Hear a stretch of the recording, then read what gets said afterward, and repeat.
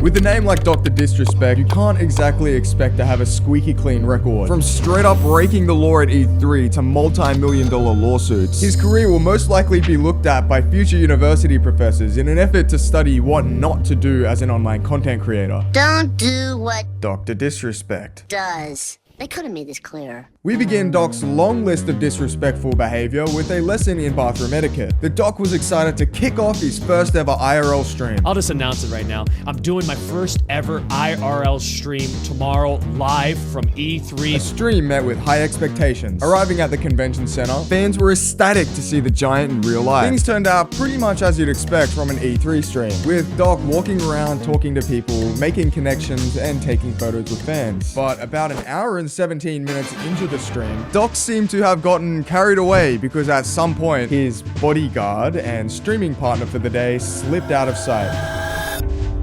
Doc began searching. Ladies and gentlemen, we're missing Dan the bodyguard. A search that would soon put Doc in headlines worldwide.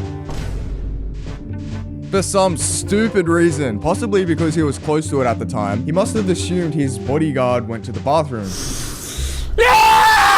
Now, I don't want to get demonetized, so I've recreated the events that took place scene for scene. So Doc walks in and he yells, "Bodyguard." The bodyguard! While yelling, a kid can be seen behind him doing the biz. Then he walks into a cubicle and that's about it. According to my sources, he didn't just enter the bathroom once, but 3 times in total, which according to California's invasion of privacy law, filming in a bathroom is a punishable offense by up to 6 months jail time and or a fine of $1,000. Like, that's really what it comes down to. Like, it doesn't matter like what your opinion of it is. It doesn't matter anything else besides that. Twitch has to ban him if he's breaking the law on the stream. And that's really all there is to it. Though he only got a 2-week suspension for this, the debate of who was in the wrong was a burning hot topic online.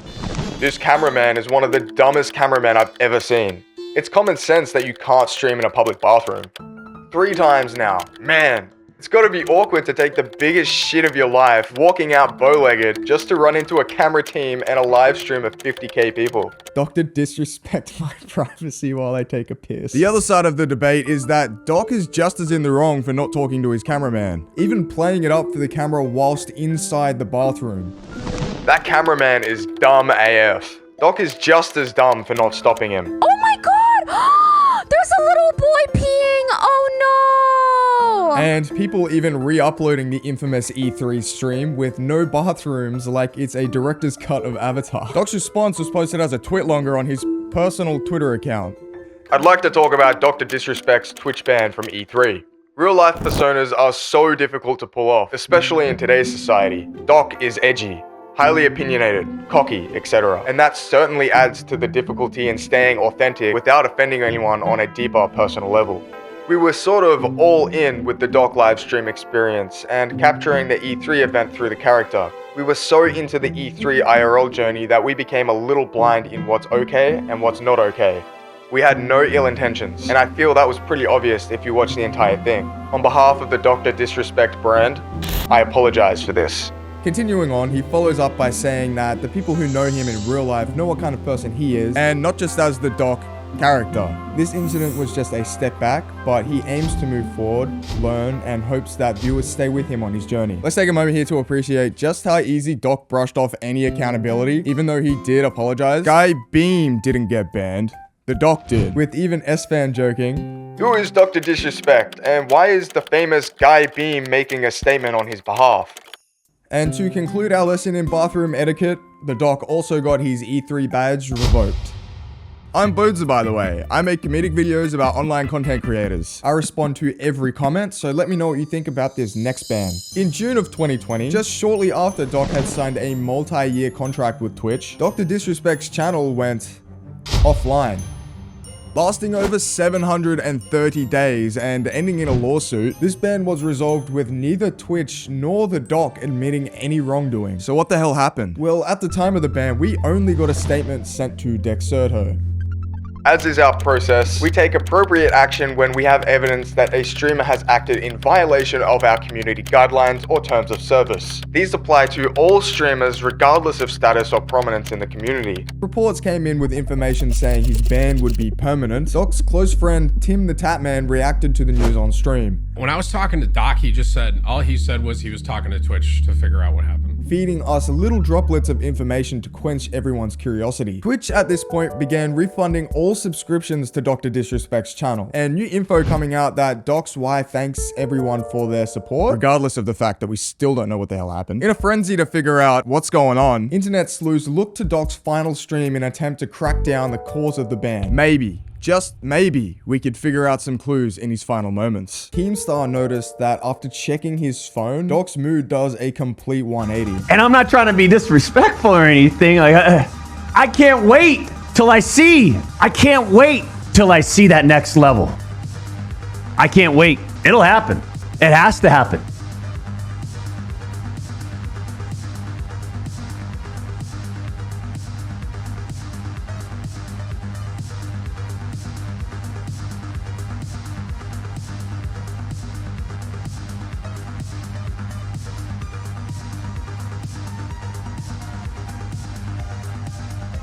Watch me take over. I love it, man. See the self-confidence in the chat? That's what I'm talking about. The self-confidence of the Champions Club. It's at an all-time high, and don't ever stop. This is the last 30 seconds of DrDisrespect's last stream. Dude, I'm genuinely worried after seeing this. I appreciate everyone watching today. We'll get through this Champions Club. I know it's a tough... because I don't know this one well. Life's weird right now. We'll get through this, okay? And, Hey, Christopher. fuck. Champions Club. Twitch has not notified me on the specific reason behind their decision. Firm handshakes to all for their support during this time. DrDisrespect. Catching almost everybody off guard, he made an impromptu Instagram live where over 50k people tuned in to hear him announce his return. When I say this is a developing story, I mean it's a developing story because I am now receiving word. DrDisrespect may return to streaming as soon as today. This is some big news from the two-time streamer of the year, and thankfully, here at VSM News, our sources are actually legit. Pulling in a crazy 500k viewers on his first YouTube stream. He briefly mentions he's banned, but it didn't go as people expected. Why did you get banned? Guess what? We still have no idea. We have no idea. Yeah, right, dude! Yeah, right! Yeah, I'm not buying that one! Bunch of phonies. We have no idea. To pretty much everyone's dismay, that's as much info as we ever got on the ban. Doc decided it was time to take legal action against Twitch in a last-ditch effort to get some answers. A legal battle that resolved a whole 2 years later, neither party admitting any wrongdoing, and everyone but Doc and Twitch still left in the dark as to what went on behind the scenes. Okay, so what actually happened here? So basically the current, and from what I can see, the most accepted theory is that at the time, Mixer was sweeping up top streamers from Twitch to exclusively stream on their platform. Since Ninja and Shroud signed mega contracts to exclusively stream on Mixer, and Doc being Twitch's biggest streamer at the time, he had some pretty massive leverage over Twitch because of it. Doc, in the midst of the exclusive deal and contract signing war with the biggest streamers, was most likely offered a deal from Mixer as well. From there, going to Twitch and saying he'll be accepting Mixer's deal if they're unable to match it. Twitch, afraid of losing their biggest name, signs DrDisrespect for around 10 mil, and then 3 months later, Mixer goes bankrupt. Microsoft announcing it will be shut down by July 22nd, and 4 days after this announcement, July 26th, the Doc was banned. It is extremely obvious that DrDisrespect has been banned simply due to the fact that Twitch did not want to pay him an 8-figure contract after seeing that Mixer, their main competitor, was no longer one, with streamers like Ninja and Shroud, for example, moving back to Twitch for free. If contracts were involved, then there is grounds for Doc to do such a thing. Since then, we haven't gotten a single word out of Doc about the lawsuit. It's most likely he received a hefty settlement and was made to sign an NDA. The hit game Starfield that everyone was dying to play at the time denied Doc a partnership to promote the release of the game due to past controversies. We had our team reach out. Hey, can we work with you? Can we do something? Due to past controversies, there's no way we can work with DrDisrespect. Now, as per usual with these kind of controversies, it was never explicitly said by Bethesda what controversy in particular was behind this rejection, but it's speculated that his recent statements about the Nick Mercs Call of Duty skin collab was the catalyst for what was to come. After Nick Mercs made a not so PC comment about a school board protest, Activision decided to pull the plug on their collab with him last minute. Due to recent events, we have removed the Nick Mercs Operator Bundle from the Modern Warfare 2 and Warzone store. We are focused on celebrating Pride with our employees and our community. I do not feel that way. I just simply feel that I want to be the one and my wife wants to be the one to speak with our child about stuff like that. I'm not apologizing about the tweaks. I don't feel like it's wrong. It just blew my mind. Activision made the decision to pull Nick Mercs' skin. That's such a massive accomplishment, you know? And he worked hard, years and years, built a nice community, and just like that. So what I gotta do, what we gotta do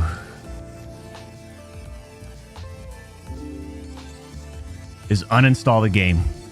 Number one. I mean, don't get a mistaken, this year's Call of Duty is the worst in its franchise. But that decision by COD's PR marketing team, I'll tell you right now, man, that's a tough one. So, after hyping up Starfield for a long time, Doc simply wanted to play the game in early access when other big streamers were. But no, Bethesda stood their ground. So when playing Starfield for the first time, you could say that Doc had a chip on his shoulder. Like, let me play the game when some of the others are playing it. How about that? Now, for context here, people were upset about the fact that pronoun options were available in the character creation screen. I love nothing more than to be dragged out at every fucking conceivable opportunity so you can fucking current day us. Sorry, did you want to get immersed in our world? Yeah, well, guess what? Fucking pronouns! Fucking gender ambiguity! Fucking current day Californian shit! Cause we're boring! We're so fucking boring! So upon finding this out for himself, he decided to check out Bethesda's head of publishing, Pete Hines' Twitter bio. I just gotta see something real quick. I'm just kind of curious. Who's head of publishing Bethesda? Head of publishing. This is my personal account when I tweeted marrying other random things. God. Now everything's starting to make sense. Everything's starting to make sense now. Everything's starting to make sense. Got it. God damn, little mama.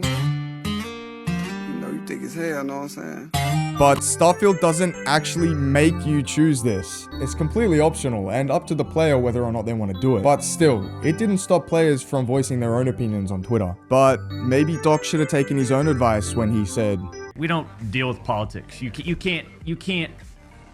won't win. You just won't. If you enjoyed this video, be sure to check out some other insane band stories on my channel. Thanks for watching. Happy New Year!